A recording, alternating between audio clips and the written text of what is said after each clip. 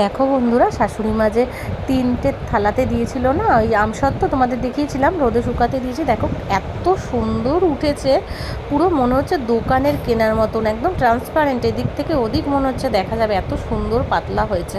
আর প্রথমে ছুরি দিয়ে কাটতে গেলাম, তারপরে অসুবিধা হচ্ছে দেখছি আটকে আটকে যাচ্ছে, ওই জন্য করলাম কি কাঁচি দিয়ে কাটলাম, ধারালো এই কাঁচি দিয়ে কেটে নিলাম, নিয়ে সুন্দর করে ফোল্ড করে নেবো। আমি তো মাকে বললাম, মা তুমি এত সুন্দর মানে বানিয়েছো, কি বলবো, মনে হচ্ছে দোকানের জিনিস হার মেনে যাবে, চলো ব্যবসা শুরু করে দিই আমরা এটা দিয়ে।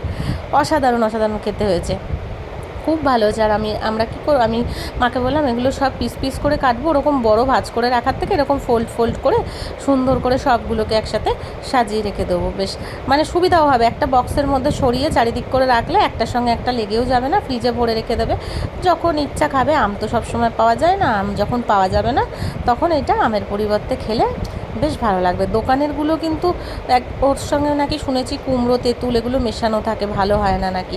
এইটা একদম অরিজিনাল, মানে এতটাই ভালো হয়েছে নয়।